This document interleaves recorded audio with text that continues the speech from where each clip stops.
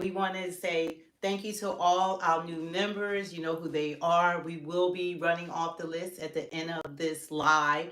And don't forget to stay for the commentary. That's like the best part of this live. So we want to make sure that you guys are aware that we have a lot of conversations, and you have Democrats, Republicans, and non-voters coming together to discuss these topics that are going on that affects all of us in this country, regardless however you vote. We're one nation under God. And we like for you guys to don't forget to hit the like, share, and subscribe button and turn on the notifications so when we do go live that you guys will be notified, because we know you just love us.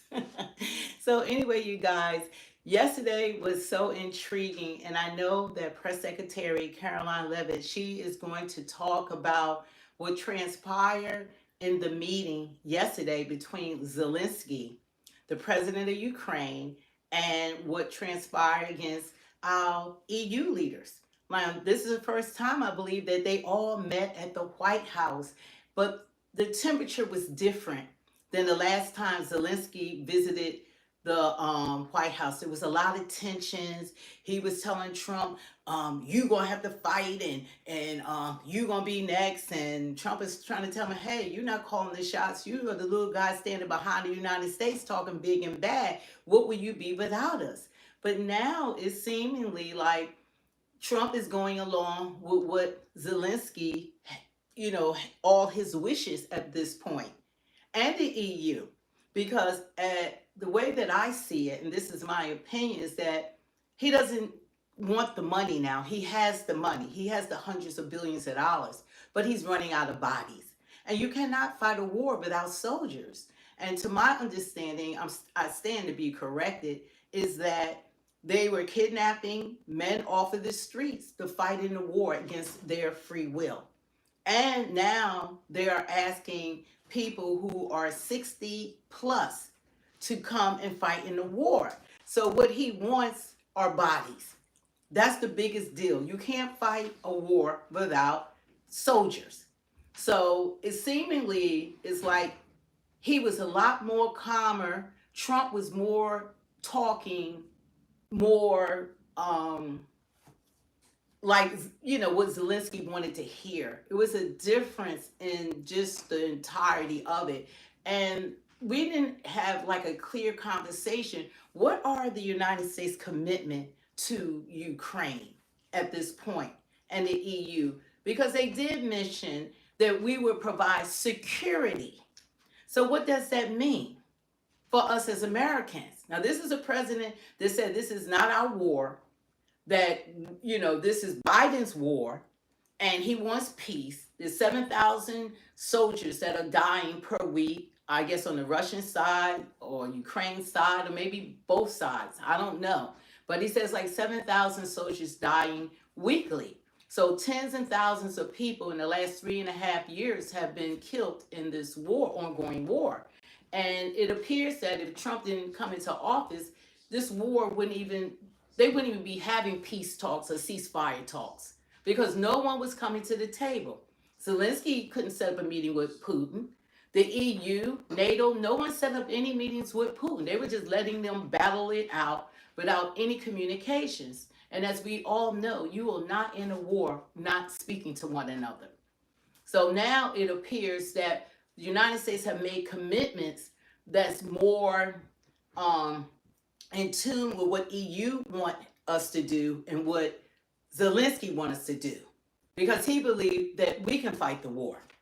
And my opinion is that we get involved and Putin does not go along with this peace agreement, because each side has to make concessions. Neither side is winning.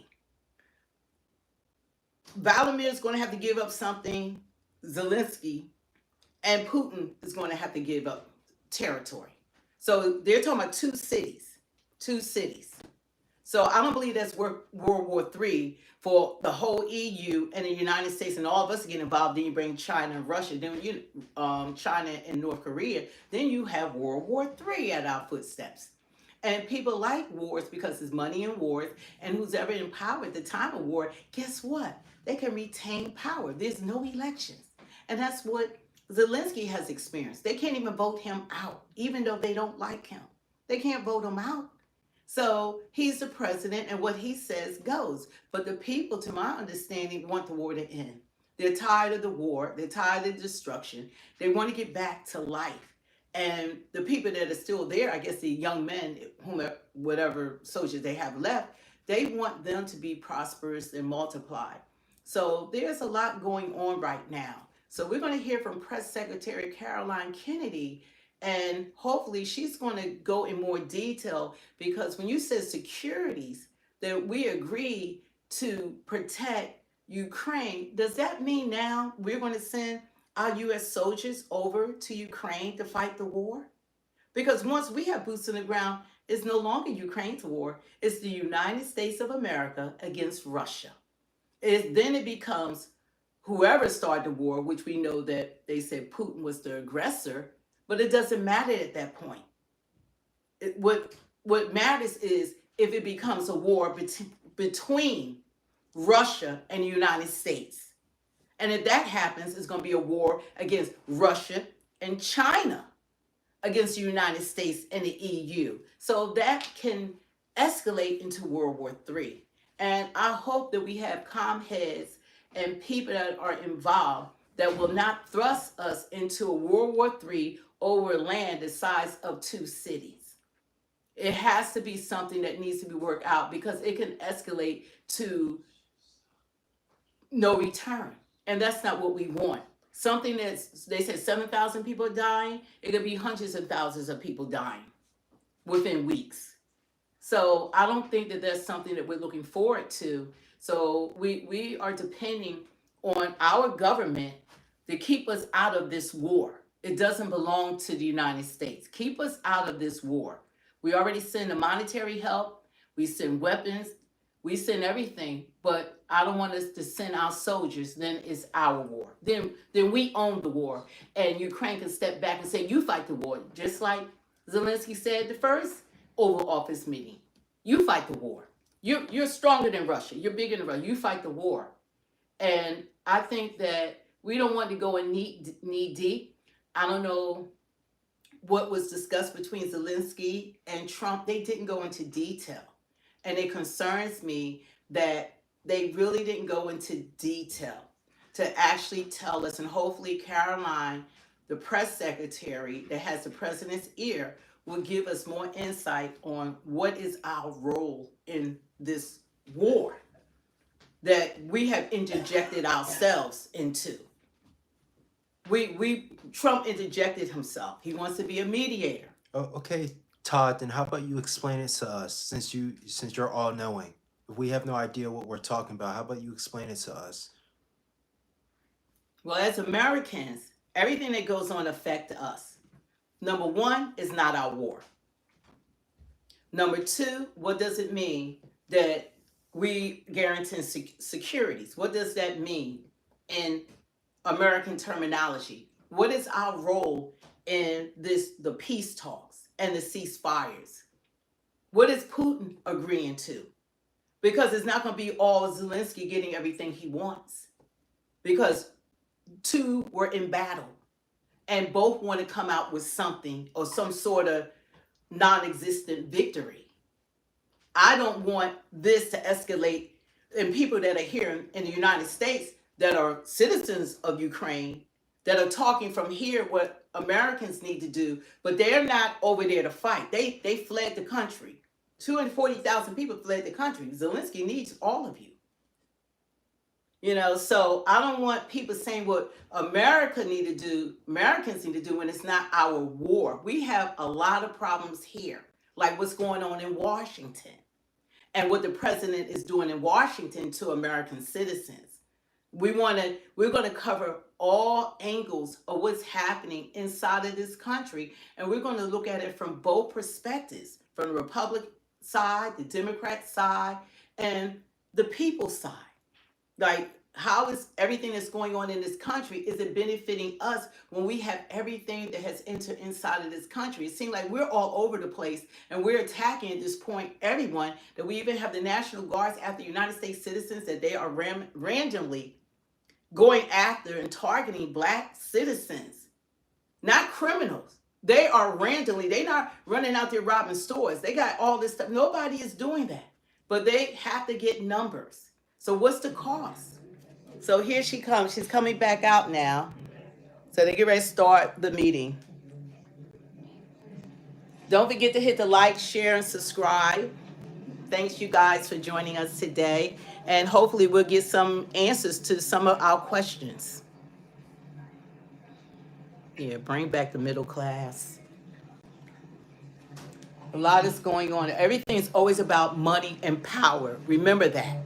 It's always about money and power. Not about the citizens of these countries. It's about money and power.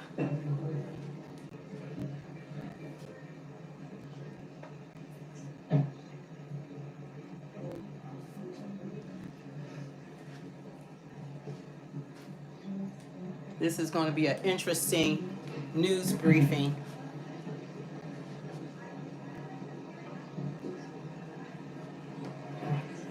And I expect these reporters to do their jobs and answer the questions that we need answer to. Yeah, it's about power all the time. It is. Don't fool yourselves, guys. What's going on behind the scenes, we have no idea the real conversations, what's going on behind the scenes, but power has everything to do with it.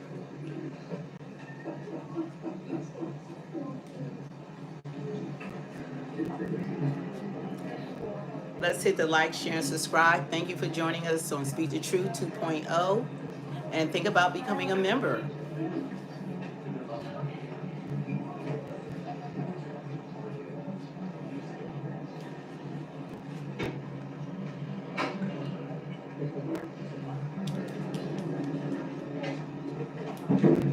Good afternoon, everybody. Good afternoon. How are you? Good to see all of you. What we've witnessed President Trump accomplish over the last few days has been nothing short of remarkable. We are now 3.5 years into the war between Russia and Ukraine, a brutal conflict that has claimed hundreds of thousands of Russian and Ukrainian lives and cost trillions of dollars. The weakness and incompetence of Joe Biden foolishly allowed the killing to start in the first place. Until President Trump returned to office in January, the bloody and broken Biden status quo was to endlessly force American taxpayers to fund Ukraine no matter the cost, no matter how long it takes, and no matter how many lives were lost. There is no denying that Biden's America Last foreign policy moved the world further away from peace. President Trump rejected that failed approach, and instead, over the last 7 months, has relentlessly pursued peace throughout his second term. And thanks to President Trump's efforts, we finally have movement after years of deadly gridlock. On Friday, as you all know, many of you were there, President Trump hosted Russian President Vladimir Putin in Anchorage, Alaska for a bilateral meeting. This was the first time President Putin has been to the United States since 2015, and the first time he has met with an American president in years. President Putin publicly confirmed what President Trump has said all along. The war between Russia and Ukraine never would have started in the first place if President Trump were in office. This was always obvious to any person with a shred of common sense. Just look at what took place during the last 4 administrations. Under George W. Bush, Russia invaded Georgia. Under Barack Obama, Russia took Crimea. Under Joe Biden, Russia invaded Ukraine.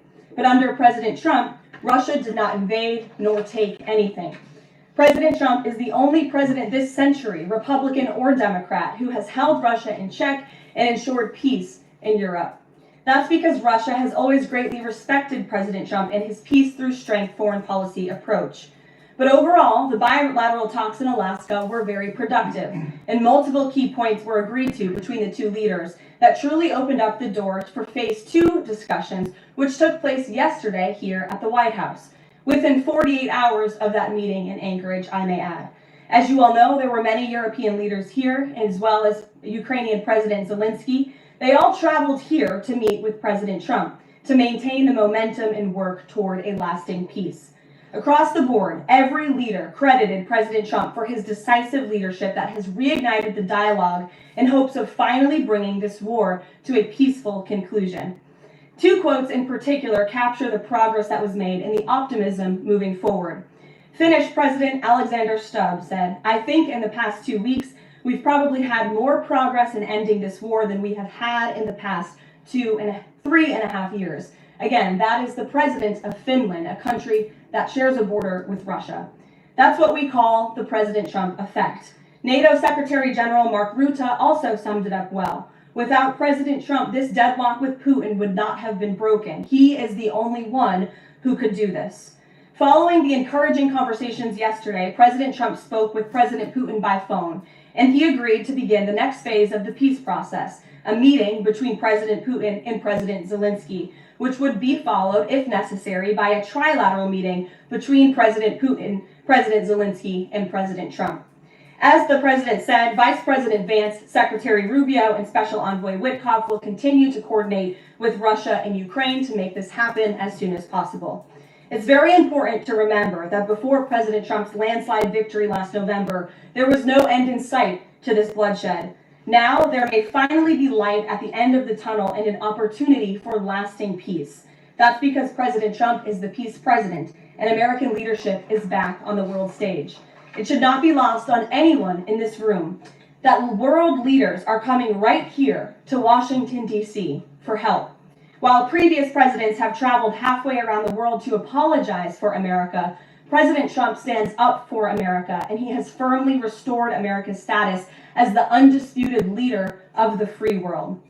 However, one thing that has absolutely not changed is the media's negative and downright false coverage of President Trump and his foreign policy accomplishments.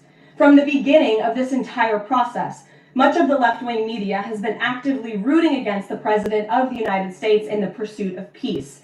Initially, the media ridiculously claimed that President Trump was somehow beholden to Russia for even agreeing to have a face-to-face discussion with President Putin inside of the United States.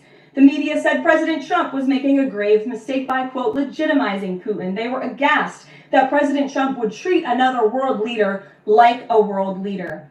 The media relentlessly attacked President Trump and claimed he suffered a, quote, major defeat for not immediately emerging with a final agreement, even though he said heading into that meeting, this was a meeting to listen and to understand how to move the ball forward. All weekend following those historic U.S.-Russia bilateral talks, we listened to clueless pundits on television trying but failing to claim that the president had failed. The so-called experts in the foreign policy establishment, whose record is nothing but endless wars, trillions of wasted taxpayer dollars, and dead Americans, have the nerve to try and lecture President Trump, who has solved 7 global conflicts in 7 months, about peace. This is the same president, by the way, who brokered the Abraham Accords in his first term, on top of more than half a dozen other peace deals this year alone, as I just said. We also saw yesterday the president of Ukraine and all of the other major leaders of Europe fly across the Atlantic Ocean to meet President Trump at the White House because of the progress that was made, and that, if you ask the media, failed meeting, but it was not. It was highly productive and it was successful. This is why Americans' trust in the mass media is at a lowest point in more than 5 decades. Diplomacy is a delicate process, and instead of reporting the facts about what is happening here at this White House and what is happening between this president and other leaders around the world, many outlets in this room continue to try to actively undermine the president and sabotage the efforts towards peace. That is why I felt the need to set the record straight. In other news, on the home front, President Trump's efforts to make D.C. safe again are working. There have been a total of 465 arrests since the start of this operation on Thursday, August 7th. Last night, there were a total of 52 arrests, including the arrest of an illegal alien MS-13 gang member with convictions for DWI and drug possession. Thanks to President Trump's leadership and the outstanding work of both federal and local law enforcement, dangerous gang members like the one picked up last night will not be allowed on the streets of our nation's capital. Other arrests last night included assault with a deadly weapon for stabbing, parole violation for robbery, murder, outstanding warrant for attempted murder, assault on federal law enforcement officer, and felony assault. 4 more homeless encampments were also removed during yesterday's reporting period. To date, a total of 48 homeless encampments have been cleared in Washington, D.C. by multi-agency teams. MPD patrol units are actively working with city officials to locate and clear additional encampments and remove homeless residents off of Washington's streets. And despite fake narratives from the media, again, a significant number of the arrests have been in high crime areas of DC. In fact, nearly half of all of the non-illegal alien related arrests have occurred in wards 7 and 8, the 2 wards that have the highest number of violent crime, as well as homicides and assaults with dangerous weapons last year. So while Democrats continue to coddle violent criminals, President Trump and this administration are focused on putting them behind bars and unapologetically standing up for the safety of law-abiding American citizens. And the White House will continue to provide all of you with the results of this operation in the days ahead. So with that, I will take your questions today. Here in our new media seat today, we have Jack Posobiec, who joined us in Anchorage, Alaska last week. Jack, thanks for being here. Why don't you kick us off? Karoline, thanks so much. So a couple of questions regarding the status of these peace talks. Obviously, we saw the President and President Putin there in Anchorage. We saw the world leaders here yesterday with this summit. We've heard phrases like coalition of the willing. We've also heard Article 5-like guarantees. When it comes to the security guarantees, what is the current status of that? I know the President earlier today mentioned boots on the ground would be UK, France, Germany possibly, but unequivocally said no U.S. troops on the ground, but U.S. coordination. Can you elaborate on that, and what would the red lines be? Sure. Well, you got to the heart of what I was going to say to all of you today on security guarantees, which is the President has definitively stated U.S. boots will not be on the ground in Ukraine, but we can certainly help in the coordination and perhaps provide other means of security guarantees to our European allies. The President understands security guarantees are crucially important to ensure a lasting peace. And he has directed his national security team to coordinate with our friends in Europe and also to continue to cooperate and discuss these matters with Ukraine and Russia as well. Now, have the Russians responded at all? I know we spoke with President Putin last night. What has been their response? Because we've heard some reports from the Kremlin and others saying they're unequivocally against NATO troops on the ground. Well, look, the President continues to have these conversations with both leaders. Those conversations took place in Anchorage, Alaska, again yesterday with the Europeans and President Zelenskyy, and he has directed his team to come up with a framework for these security guarantees that can be acceptable to help ensure a lasting peace and end this war. And then just last question real quick on this. Regarding some of the funding, we're hearing questions about another round of weapons sales or possibly a round of U.S. purchases of Ukrainian drones. Will that money be funded by the U.S. taxpayers? Are we finally going to see an end to the U.S. taxpayer-funded, seemingly endless mandate for these foreign wars? Well, the President is very sensitive to the needs of the American taxpayer, and immediately upon entering office back in January, he made it very clear that we're not going to continue writing blank checks to fund a war very far away, which is why he came up with a very creative solution to have NATO purchase American weaponry, because it is the best in the world, and then to backfill the needs of the Ukrainian army and the Ukrainian people and their military. So that's the solution the President has came up with. We'll continue to see that forward. As for any additional sales, I'll have to defer you to the Department of Defense. Thanks, Jack. Kelly. What has President Trump learned that tells him that Vladimir Putin would be willing to make a deal for him, for President Trump? Well, the President has learned a lot, which is part of the reason he opened up this dialogue. The previous administration, who oversaw the beginning of this war, refused to talk. And President Trump has always said, in order to learn, in order to move the ball forward with diplomacy and towards peace, you have to have open dialogue. And so that's why the President has had several conversations by phone and, of course, an in-person meeting last Friday with President Putin. He also has talked to President Zelenskyy dozens of times, had him here at the White House yesterday, and he's understanding what both sides want, what both sides are going to have to give up. And he has always said, in order to get a good deal, both sides are going to have to walk away a little bit unhappy. So he continues to learn a lot throughout these conversations, which is why we've seen progress from both sides. And I would also just add, when it comes to learning and moving the ball forward, look at how both Russia and Ukraine have actually talked directly for the first time in many years, thanks to the efforts of this president and this administration. Specifically for President Trump, though, what do you think Putin's motivation is to try to do something for President Trump? as opposed to just resolving the conflict? I think, as I just spoke to in my opening remarks, Kelly, Russia and all countries around this world actually respect the United States again. And the president is using the might of American strength to demand that respect from our allies, our friends, our adversaries all around the world. And we've seen that not just lead to progress with Russia and Ukraine, but also we've seen it in the closing of 7 global conflicts around the world as well. We've seen it with the release of hostages in Gaza. You've seen it with the end of the conflict between India and Pakistan, which could have resulted in a nuclear war if we had not had a president who believed in the strength and the leverage that comes with the job of being the president of the United States of America. Rachel. Thanks, Caroline. Heading into Alaska, a lot of the focus in the talk was on this trilateral meeting between these 3 leaders.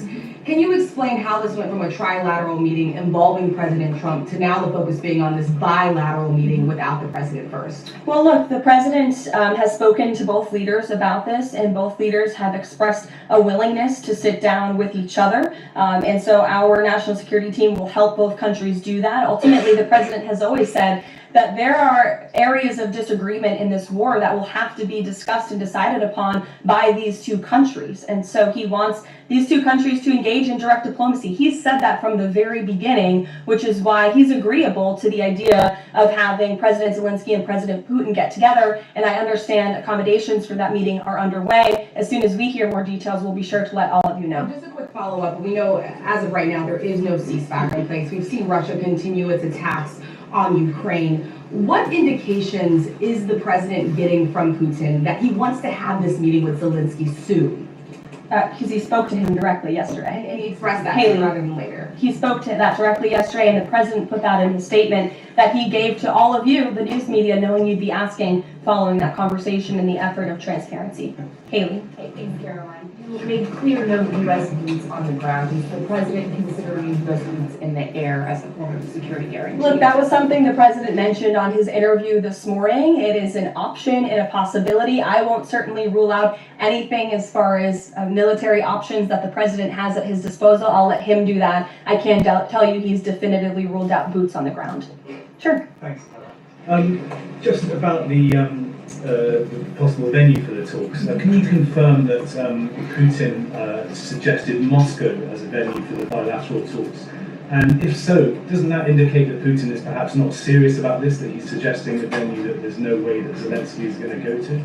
Look, I'm not going to litigate the private conversations between the president and President Putin, aside from what the president himself has already spoken on. But I can tell you there are many options that are being discussed by our national security team right now with both parties. Can you give us an indication of where? I just told you we'll provide you details as soon as we can. Thank you for trying, though. Libby. Thank you, Caroline. I wanted to ask about the National Guard troops. How is the White House coordinating with how they're being placed in D.C., what areas? And then also, how long should people here in the district anticipate the National Guard to be on the ground patrolling the streets?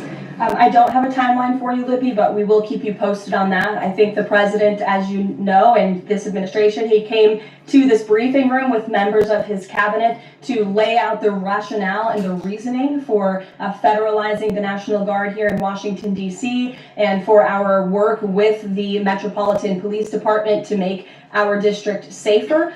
We've seen violent crime has taken the lives of far too many residents here in our nation's capital, and the president wants to make it safe again. And as for the coordination efforts, this interagency team is meeting and talking daily. In fact, there's a meeting taking place right now in the West Wing with members of the interagency task force to continue to discuss not just the National Guard deployment, but also how we can continue to remove public safety threats off of the streets of Washington, which, as the numbers I just showed you prove, they are doing every single night. I will just reiterate, 465 total arrests and counting since the start of this operation. I believe 11 or 12 days ago, I'll have to check the calendar, but those are pretty remarkable results. If not for this task force and their high level of coordination and the leadership of this president, there would have been 465 more violent criminals on the streets of this capital that you all live in every day. So I think we should all be very grateful for that. Stephen.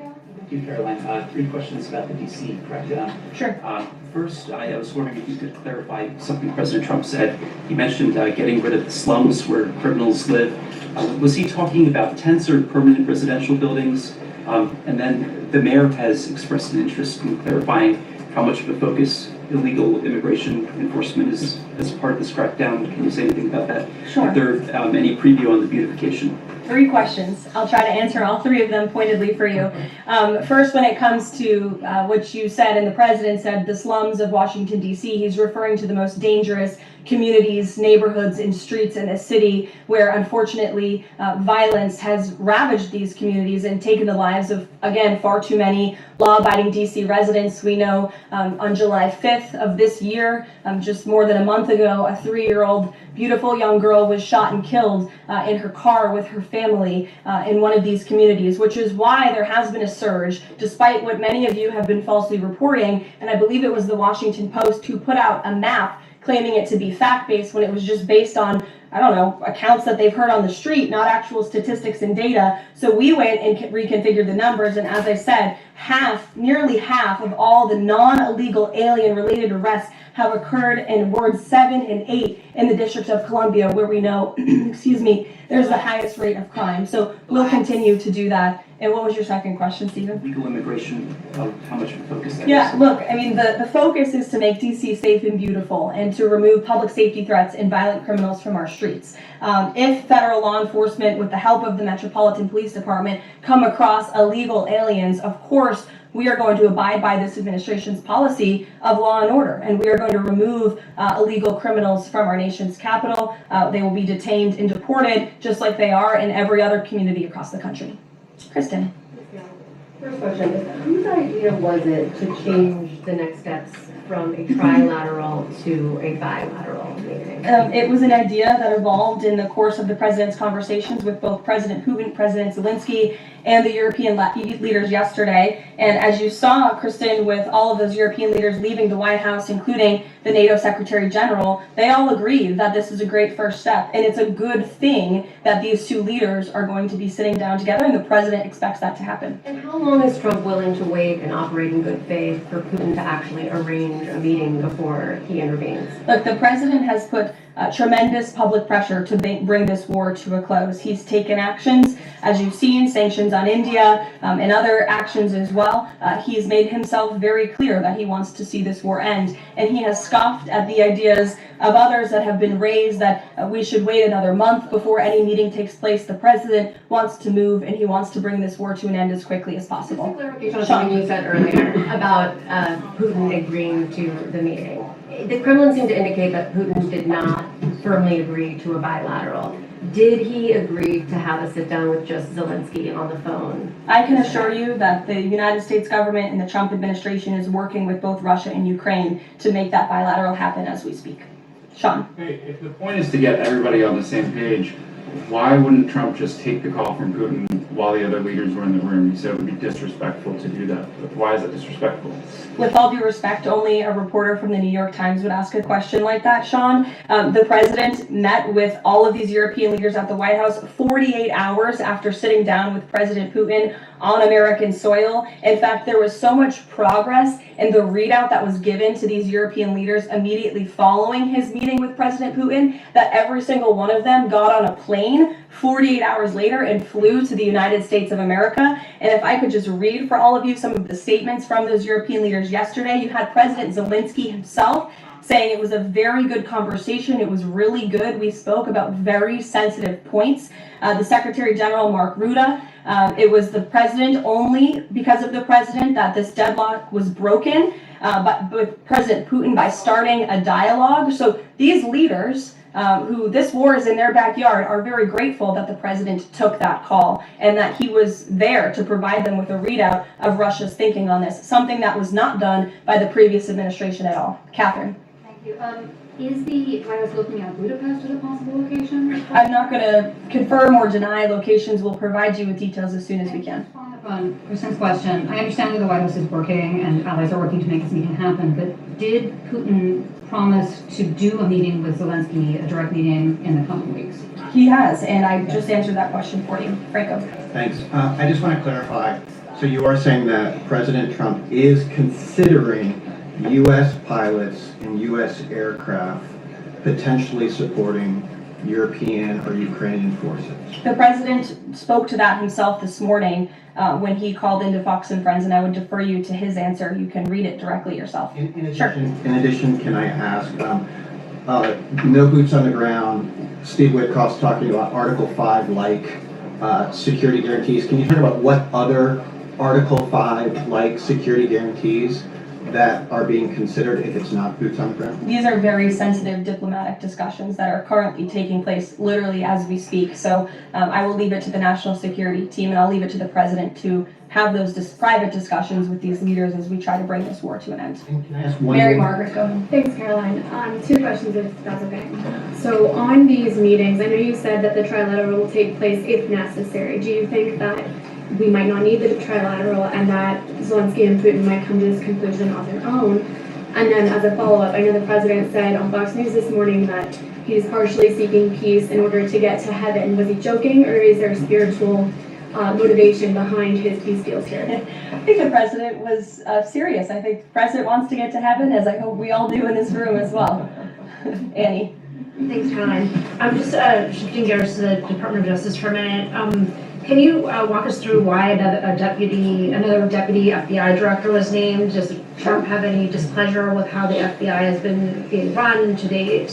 And then I have a question about the antitrust division. No, Andrew Bailey is extremely qualified. As you know, he's been serving with honor as the Attorney General of Missouri, and he's been brought on as another set of very credible and experienced hands to work alongside the current Deputy Director, Dan Bongino, under the leadership of the Director, Kash Patel, and the Attorney General, Pam Bondi. And the FBI has been doing a tremendous job. We've seen their agents out on the streets as part of this interagency task force here in Washington. But the crime that they've been stopping here in Washington, they've been doing this for 7 months all across the country. In fact, there's been 19,000 arrests by the FBI nationwide. That's more than double last year in the same time period. Of those, 1,600 arrests were for violent crimes against children. 4,000 child victims have been rescued by this FBI under this current leadership. 1,000 arrests from investigations of foreign terrorist organizations. There's been 1,500 kilos of fentanyl seized, 6,300 kilos of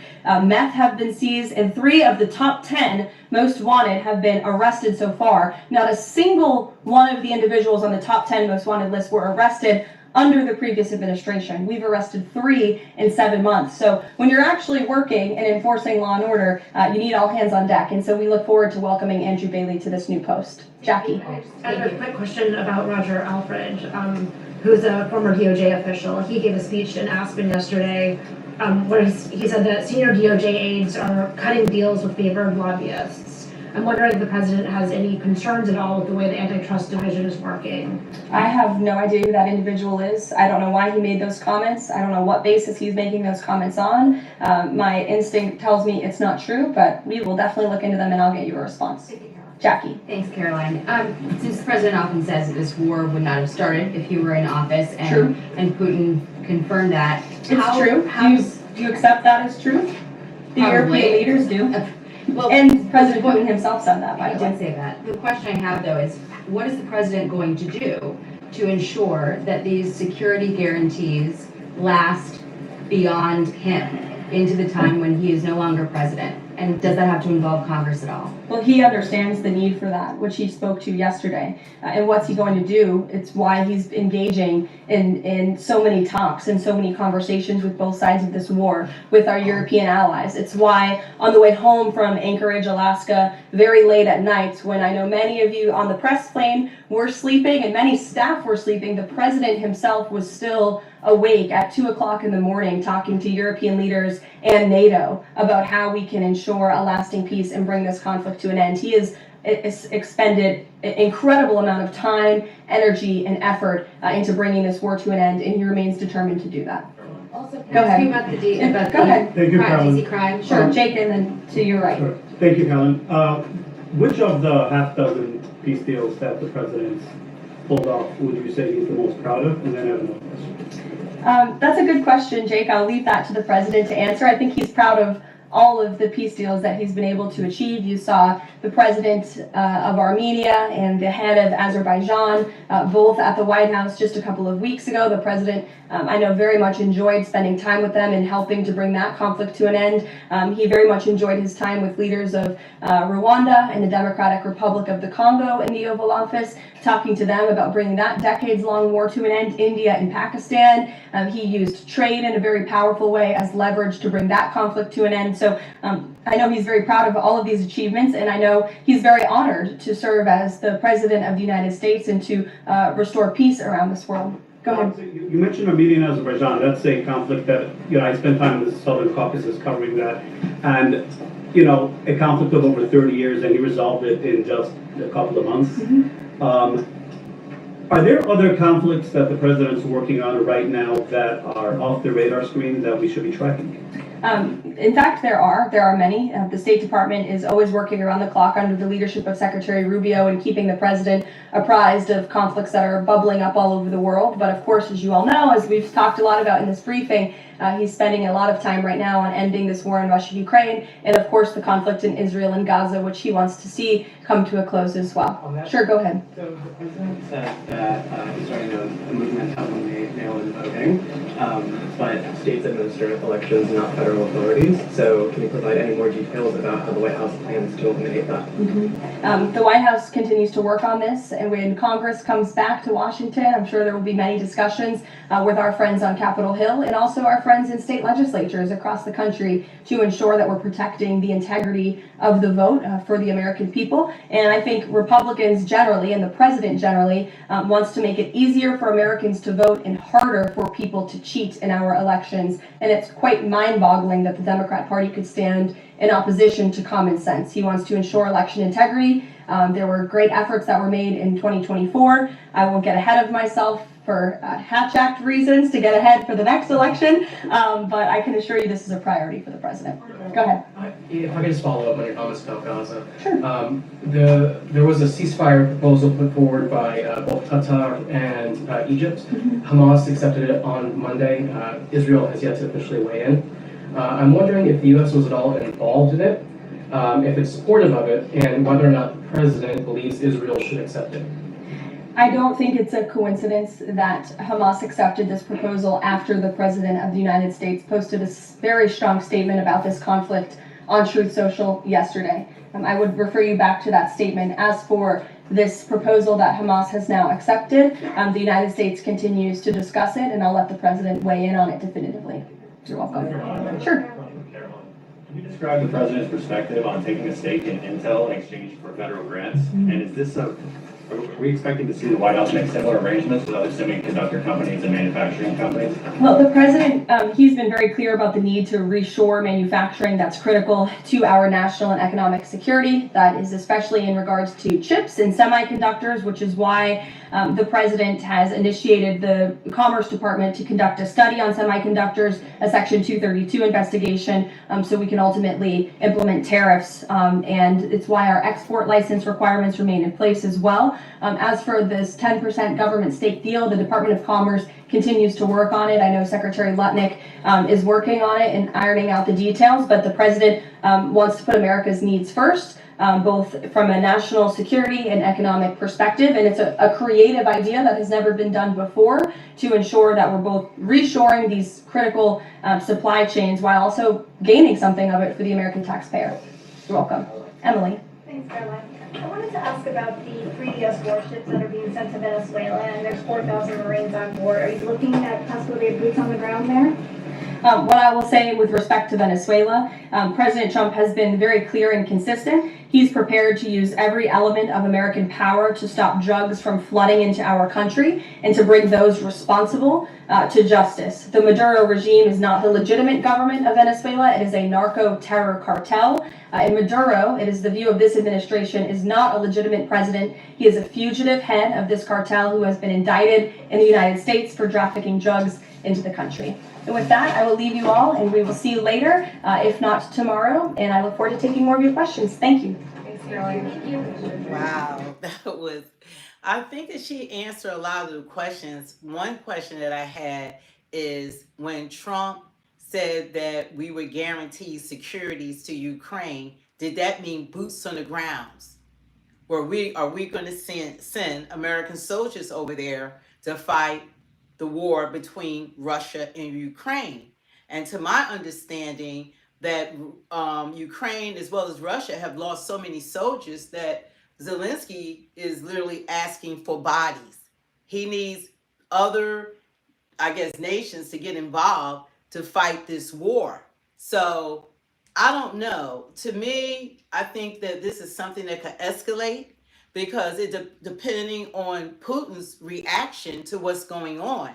And I think that she did make it clear. I don't know if she said it or not. Is that, or Trump has said both of them are going to have to give up something, and neither one are going to be happy, because when you are in a war and you want to cease fire, you want the war to end, there has to be concessions made.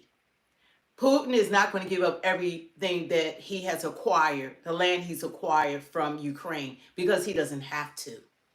And whatever he gives up is because of Trump. I do believe Trump is a big part of it, of anything that Putin does, because no one else could bring Putin to the table because he doesn't respect any of them. And I think they are afraid of Putin.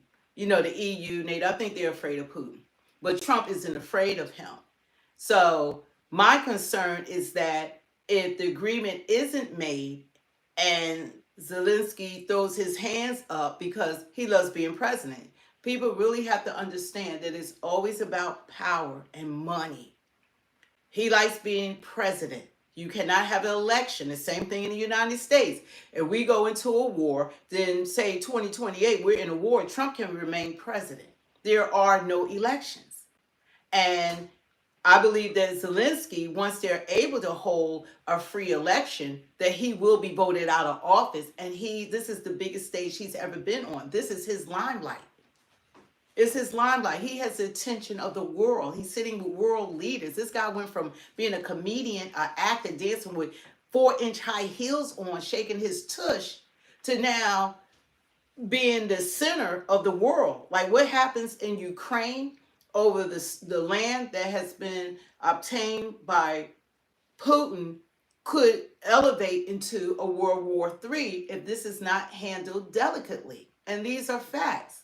Now, what happens when we say securities and they need more and they need more boots on the ground? See, Trump is saying one thing right now, but what would cause us then to put boots on the ground? Because now we have the mineral deal with, Ukraine and all this, and he could say, oh, we're trying to protect our assets. And they're not there to fight, but then American soldiers have gotten killed. What happens when some of them lose their lives inadvertently? Does that propel us into fighting the war? Then it's our war against Russia. Yeah, you could thank Joe Biden for gas prices, Jack. Oh, Lord. That these are concerns. If you are American citizens, these are the questions that you should be looking at. We're looking at, we want to cease fire. This is not our war. We interjected ourselves. Trump is trying to be a mediator.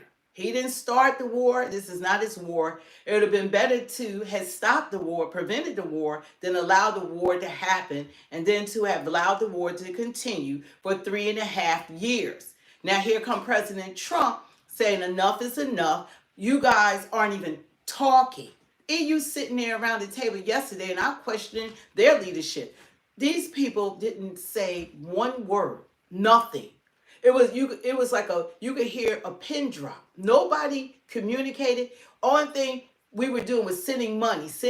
United States, they say 350 billion. The NATO or whatever. What did they send? 100 billion? If that much, I know we sent way more than other countries, and we're all the way over here. So in debt. We already are in debt. We got homeless people that are on the streets of Washington. We could send $350 billion to to Ukraine and to other nations of the world, but we can't take care of a handful of American citizens. They're tossing them out like trash, and they act like something is to brag about removing the encampments. The encampments are their homes. They have nothing. You can have a job, and if you don't have family and you lose your job and you have nowhere to live, you will be out on that street. Most people, they say Americans live from paycheck to paycheck. So don't think you're exempt from falling on hard times. It happens to everyone. Everyone goes through ups and downs in life. That's life. So when you turn your nose up and don't care, but we could bring 14 million plus homeless people into our country and provide luxury apartments, SNAP cards, giving them $30,000 in 10 months, giving them $13,000 SNAP. They doing better than Americans. Giving them Social Security, Medicare, Medicaid, free college, education, giving them everything. And we take our homeless and we're thrown away like trash. And some of these people are vets, but just the fact that they're Americans and we don't feel that we have an obligation when we have already proven we can take care of them. Because we can take care of 14 goddamn million people came in. They didn't come in here with houses. We had to provide homes for them. And someone let me know why not one Democrat is saying anything about that. Yeah, you're subscribing. Okay, you got me. I'm subscribing. God bless you for subscribing. Why aren't the Democrats Yeah. saying anything? And this is the time that the Democrats, they jump up and down. And this is coming from someone who's always voted for the Democratic Party. The last election, I voted for Trump because he's the best man for the job. Trump, Trump, Trump. But there's a but. We're going to call things out. You know, I don't understand the Democrats. They having all these rallies. They had the No Kings, the hands off, and the 50-51. But where are the voices what's happening to the homeless in D.C.? Where are the voices at? What comparison is it for 14 plus million homeless? Remember the word homeless, illegal immigrants came into this country, and every last one of them needed shelter. And that included the terrorists, the gangs, all of them. We took care of everybody. But you're going to tell me that a handful of American citizens that are in Washington, when you take their encampments, that's their lives.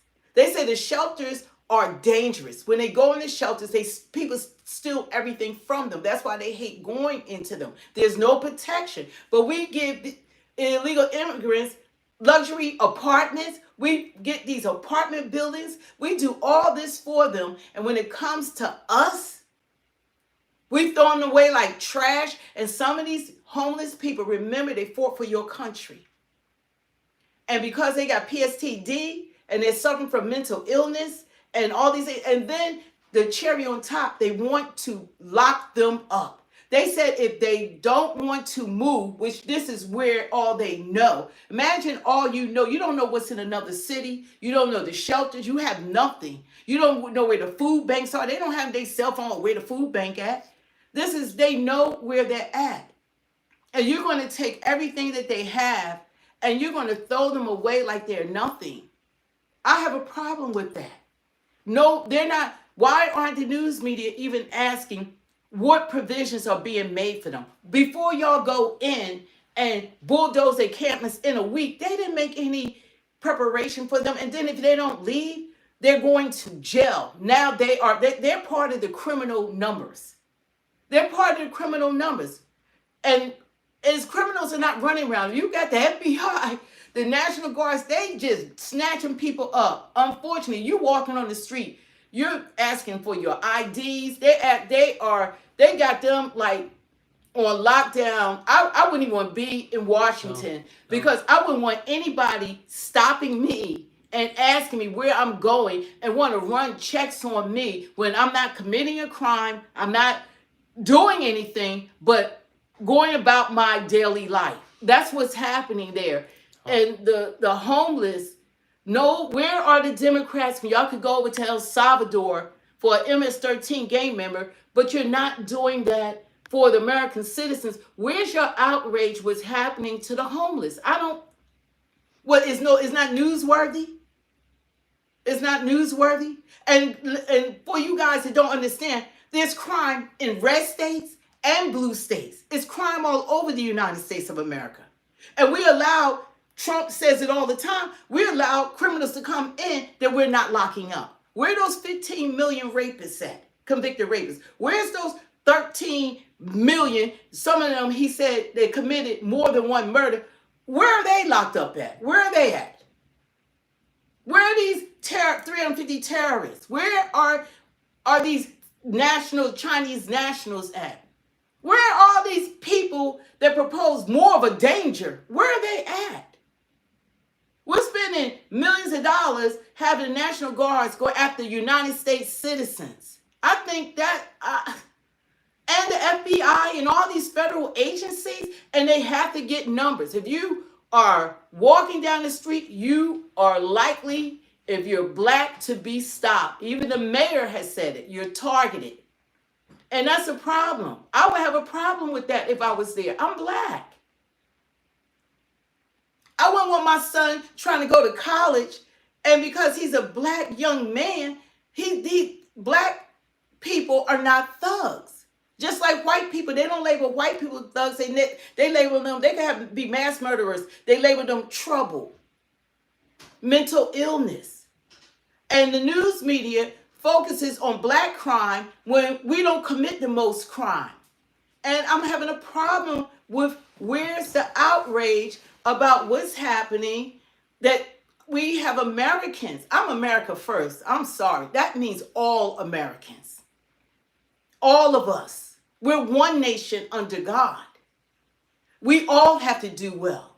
And we all need to be our brother's keeper. We all need to find out what the problems are. But it's not in one locality. We have bigger problems with the people that's running around in this country. And this is a distraction. Because that one Doge guy, I don't know what power Elon has, but Elon is still behind the scenes. You better believe that. He's still there.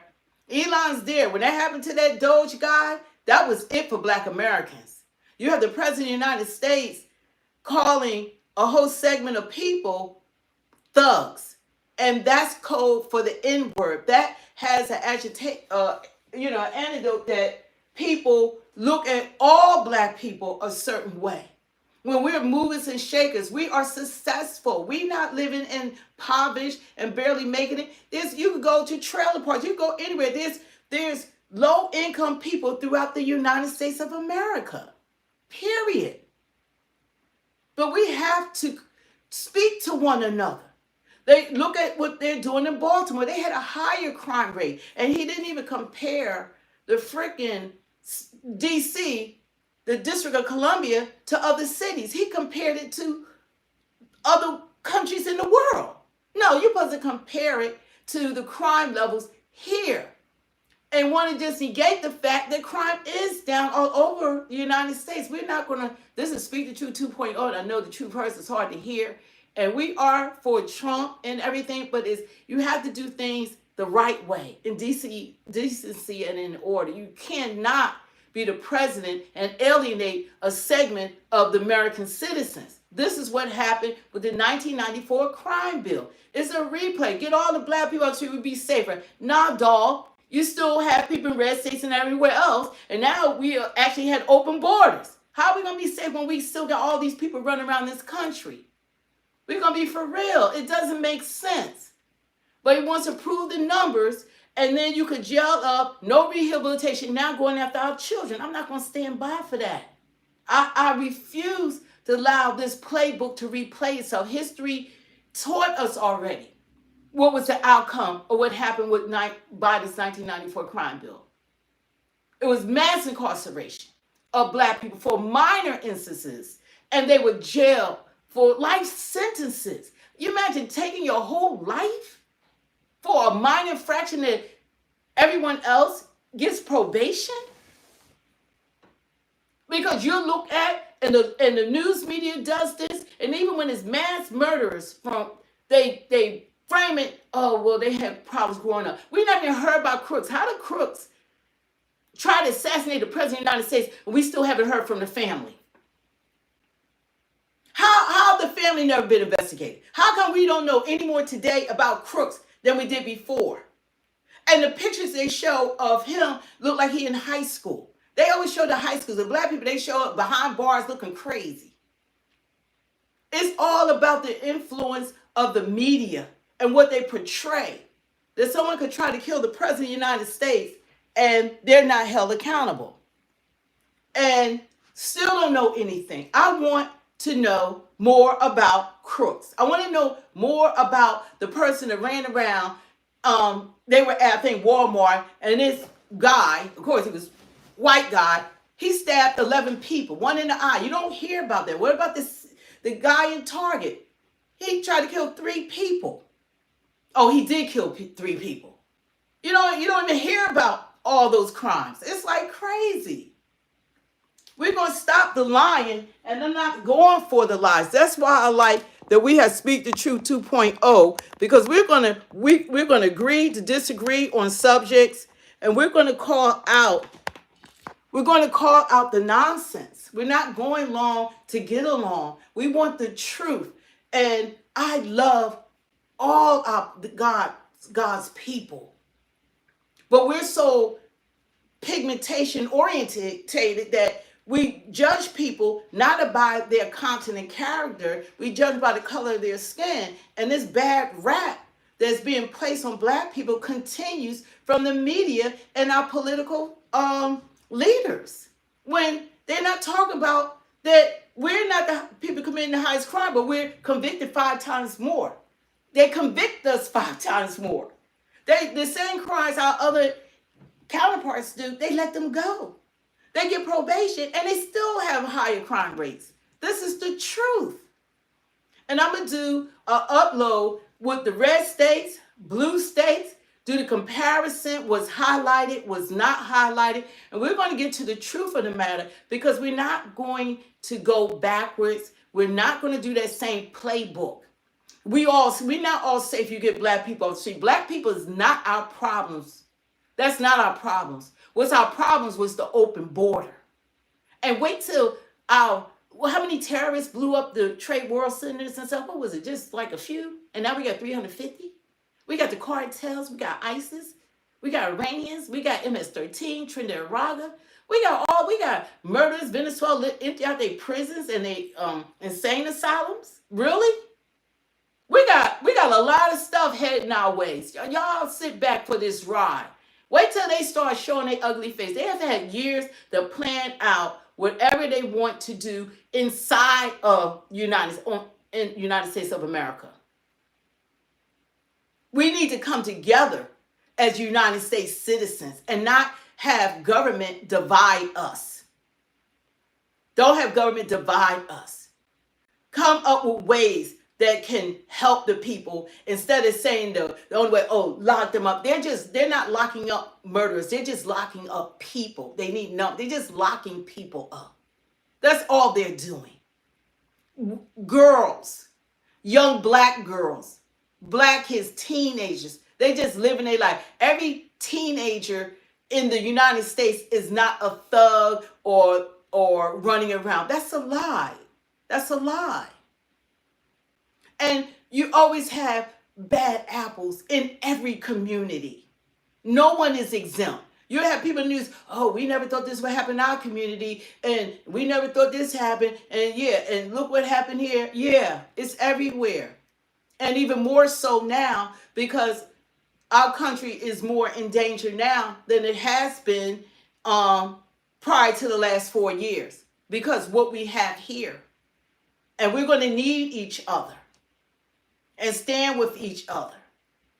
And I think that the resources, because Trump wants Washington to look a certain way, and taking black people off the street does not make this country safer, because what's inside of this country now, you're going to need those same black people to be in the military to fight for this damn country. And Baltimore has a history, it had the same problems, but why don't Trump try to follow that playbook? 62% crime rate has been lowered. It's been lowered to 62% through going into the communities, having programs that work. Our kids can be rehabilitated. That's the same thing they said for black men. That's how they have black mass incarceration. They can't be rehabilitated. They beyond the pale and all of that. We got to stop the labeling. Yes, there are bad people. Yes, we hate crime, but you can't target everyone for what a few have done, and that's what's going on now. Can't label a whole nation of people under one umbrella. We don't look at every white person and say that's a mass murderer. We don't look at the Chinese people saying you got to watch out because they smuggling drugs. Or India, they got drugs coming in from Venezuela. Every Hispanic, they bringing the drugs into our country. Fentanyl, China, fentanyl. We don't look at them and label them as, drug lords and criminals. We have to stop labeling our citizens like this. But I am going to do a live. We do have a product that I want to thank our moderators for being on. I know this conversation is tough, but it has to be had or we're going to be fighting each other. That's what's going to happen. And Democrats, y'all loud when it comes to rescuing an illegal immigrant. Where are you and having their shelter and them being ripped from their families? But guess what? When you lock up black people, nobody said nothing about black men being ripped from their families. And then they complain about the children. They're ripped from their families. Now you want to rip the children and lock them up for a long time over sentencing them. Oh, yeah, we could get 30 years out of that 14-year-old. We could put them and make them a slave. We get 30 years out of them. That's why they want the young. This is all planned out. But anyway, we're going to go further into it because, God will give you wisdom, discernment. And this is the same freaking playbook that everyone went along with. The NAACP went along with the 1994 crime bill. The Congressional Black Caucus went along with it. Reverend Jesse Jackson went along with all these black leaders. Oh, yeah, that's a great idea. And they found out even former Mayor de Blasio said it was a horrible thing to happen. It was a terrible idea. People were being locked up for minor crimes, getting given extensive sentences. It was horrible what they had done. Horrible. Horrible. But anyway, we're going to touch on it. I'll put up another screen and about our homeless. We cannot, if we can do all we have done for illegal immigrants, and and then here we back to treating our citizens like trash throwaways. That's their lives on the street. They don't live on the street because they want to, because they have no choice. A lot of them need help. They need mental help. They've been in wars. All kinds of things have happened to them. And if you already been out in the street, you lose a part of yourself. That's a hard road back to normalcy. Anyway, want to say a special shout out to our special friends, our members, Karen Leah Holland, Kay Cooper, Jeremy Stick, Chef Chevy TV, Debbie P, Kevin Law, and Debbie Gossi. We love you. Thank you. And we do have products. Go to Speak the Truth 2.0.com. You have to spell the word point out. And we have a 3D Trump case showing some iconic moments that had happened with Trump. This will give you an idea, but I want you to go to the website. It's in the description. We have the cases with Trump, his mugshot that was taken August the 13th in 2023 when he was arrested in Fulton County, Georgia. And we don't want to. And let's see, and we have the other picture with Trump raising his fist with the attempted Butler assassination. And that was in August. No, that was July the 13th, excuse me. July the 13th, and this is Trump hugging a flag. He loves this country like all of us do. So this is the 3D. Like if, proud of your country, you could give it as an anniversary, birthday, gift, holiday gift, Labor Day gift. Labor Day sale is $26.99 and includes shipping, handling, and all taxes. It's a great deal for the case. Very little is being made off it, but you know, we want to put America first, and you know, you love MAGA, you're a Republican. It's a beautiful case. It looks better in person, but I love these iconic pictures of Trump. I love the mugshot, to be honest. And I love how the victory with the fist bump in the air that he did. So this is his case, and we're gonna put out videos on it. But it's go to Speak the Truth to spell the word .0.com. Speak the Truth 2.0.com. You have to spell the word out. Speak, and we do have one because we're not biased. This is for people that love the former President Barack Obama and former President Joe Biden and former Vice President Kamala Harris and presidential candidate. So these are just some really lovely pictures of them that, you know, for the blue. The people who want to support them, like I said, it's $26.99. And we have a link right in this video that you can go to and just check out the website and see if it's something that you would like. But they're beautiful cases, and you know, it shows your patriotism and shows your support for Trump. You know, you got Trump. And of course, for the Democrats, you know, they love former President Obama, President Biden, and former Vice President Kamala Harris. So you guys can check us out. And we're going to look at the poll. Let's see if the poll was done. Let's see. Where's the poll at? Here we go. Okay. My son put this up. Is Trump targeting Black Americans by using the word thug? The poll said yes, 49%. What's that, 40% said yes, 60% I think said no, if I'm reading it right. Okay, so, and how many people? 401 votes? Or 400 and, what's that, 60 votes? It's hard to see this. So, yeah. So anyway, that's the polling. I expect that to be the polling because if you're walking around your community and you're not being called a thug by the President of the United States, of course you're going to say he's not targeting, but you don't call a whole race of people thugs. And it has bad, you know, it sends out a bad message. I had went over what the meaning of thug is. I will do a future video laying it out when you call people thugs, and Jeannie Perrell has done it as well. It has racist, you know, agitation on it, and you know, we can do better. We can do better. We can do better. You could have said, like, you never say that about the other counterparts that are doing the same exact things. They're never called thugs.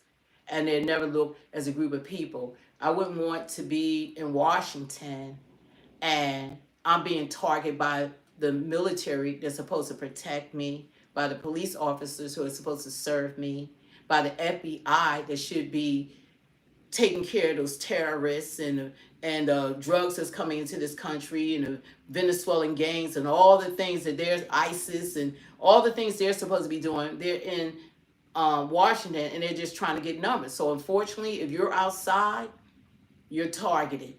They're stopping people. They're not committing crimes. They're stopping people. And some people are resisting. Then they say, oh, they got a charge because it's a federal agent. You know, and they feel like their rights are being violated. They like, I'm minding my own business. Why are you, pushing up on me? And that's what they're doing. They have the power to do whatever they want to do by this president. And that's what happens. And that's always been this way in this country for too long. But we're going to look at, examine it. I'll be calling some of these agencies and like, where are the Democrats at? I can't hear y'all. I can't hear y'all at all. Y'all like on mute. Nobody's saying that people want crime. What we're saying is that, yeah, get the criminals in all, diasporas, not just one group. It's not a one group thing. Like it's being made to be believed. And he's overhyping it because of that Doge guy. And he's doing what Elon wants. Elon is upset. Ever since Elon kind of turned on Trump with this, putting out this Epstein crap that floated around Twitter and all of that, it's like I don't know, it triggered him to label all people from that one incident. And while people are being mass murders in other parts of the country, it's crazy. Mass murderers, but that's not a concern. It's not a concern. So we're going to look at it.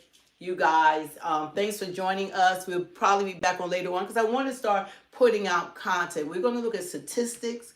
We're going to put out real records. We're going to take and examine it together, and we're going to be honest.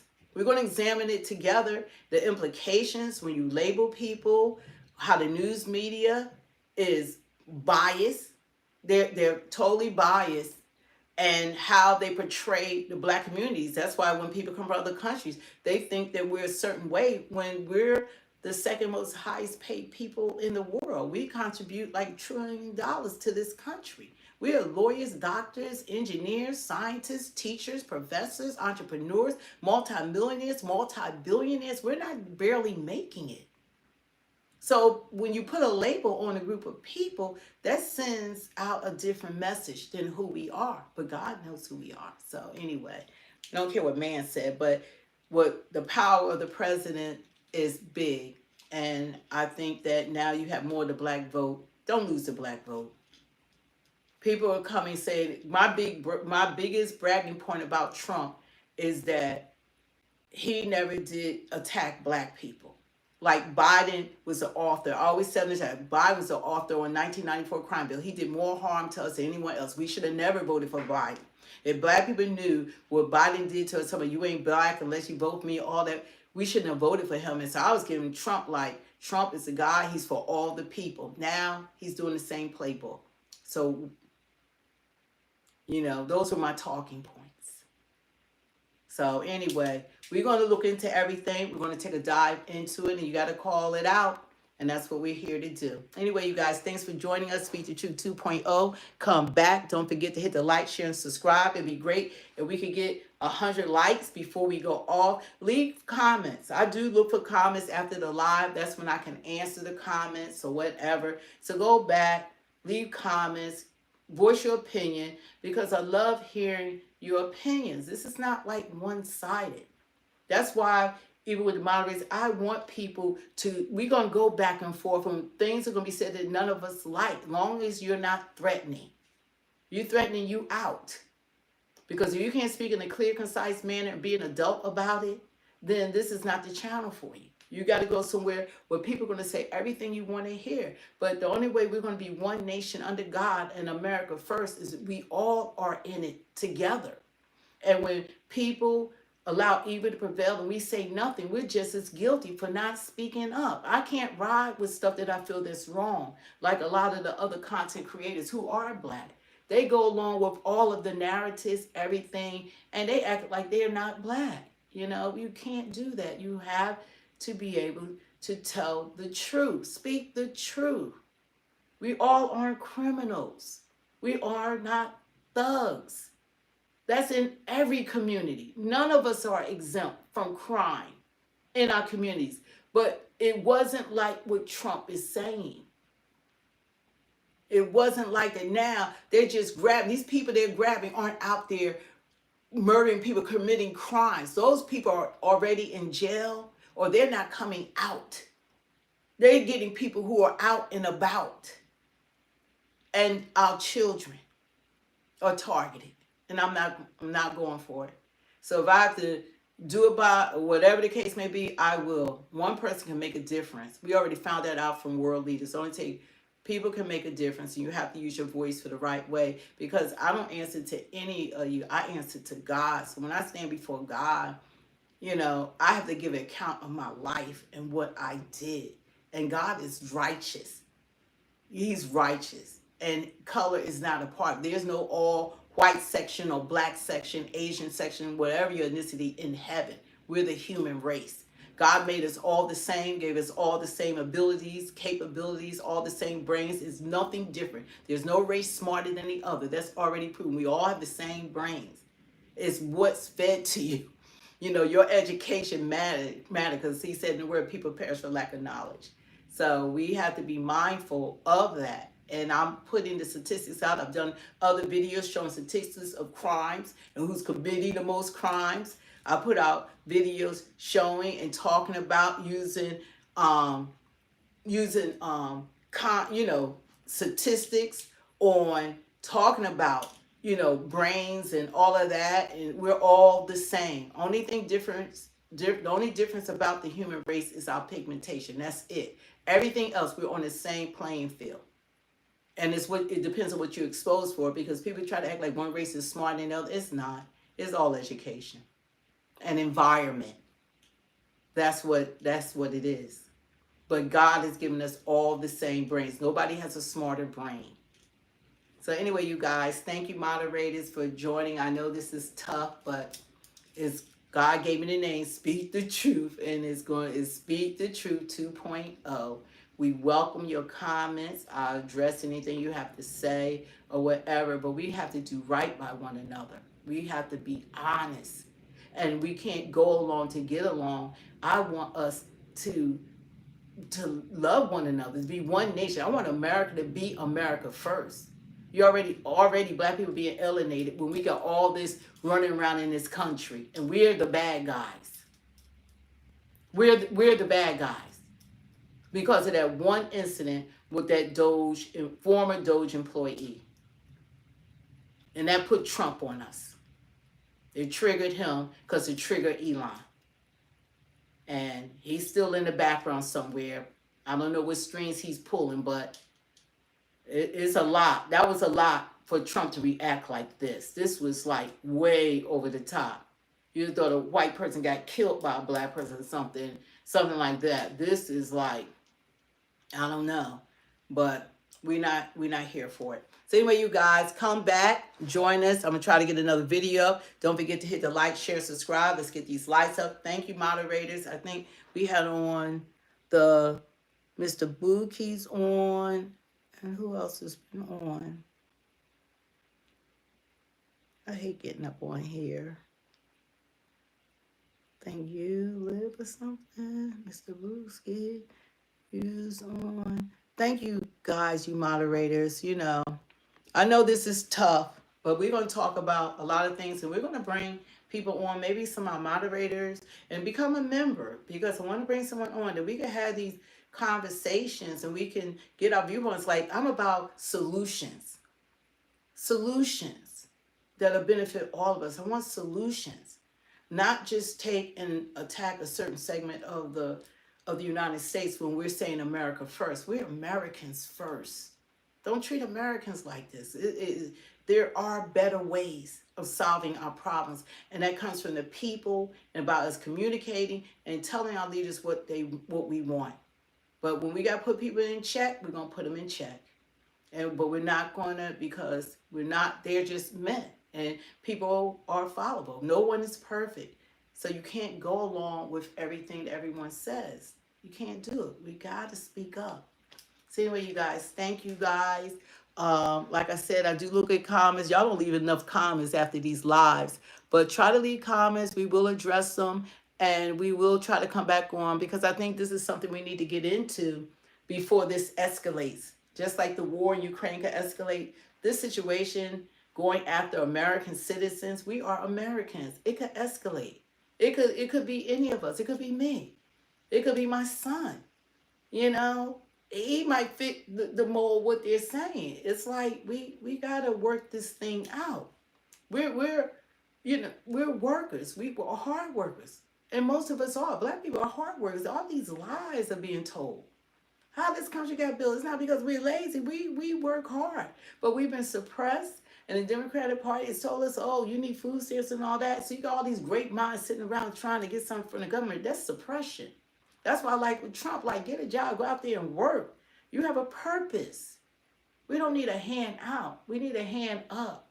And stop taking people's lives, all that, when there's poverty and lack of leadership, there's no black leaders. Somebody is real. You got all these fake people that want to get paid. They just money hungry.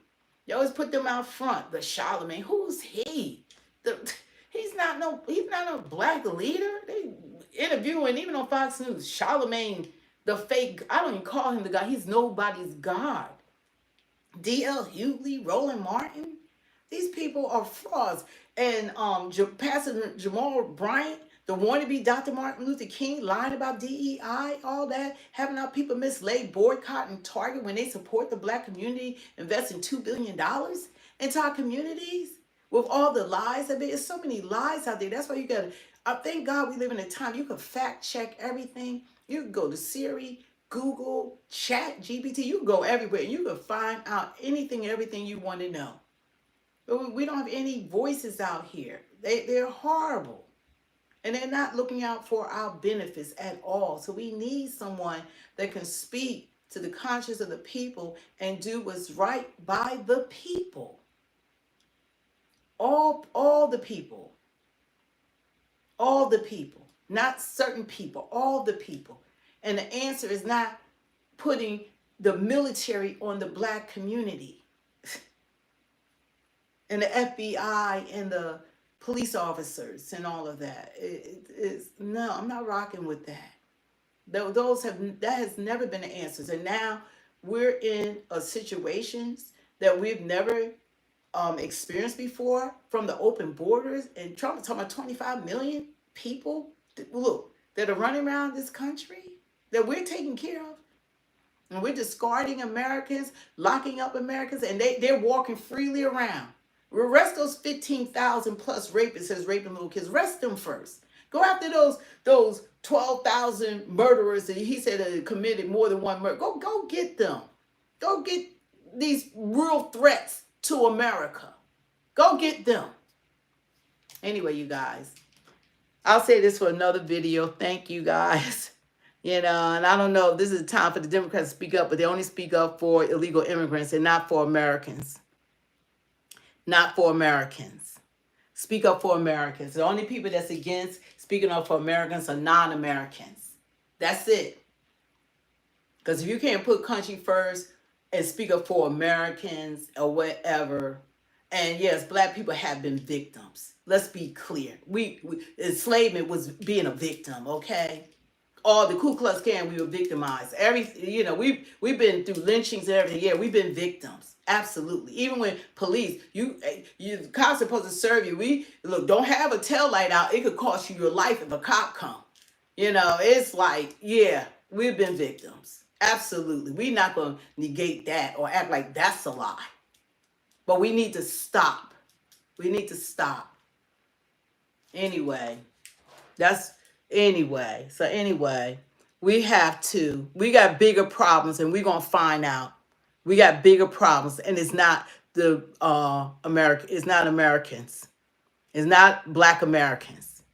We're not the problems. We got way bigger problems than us, but that's fine. But I'd like to hear from where the freaking Democrat leadership is at. We got to be a legal immigrant and be a gang member for them, or be detained in a detainment because you committed a crime, you committed rape. They right there to set you free. They right there. Where are you at, Democrats? Where are you at? Where are you at? Okay, you guys, thanks for joining us. Catch us on the next live. I will go into this subject with facts. I want to put it together with facts, with context, stuff that y'all can look up yourself. Proven facts of what's really going on. And I'd love to hear your perspective. God bless you. See you later. Peace out.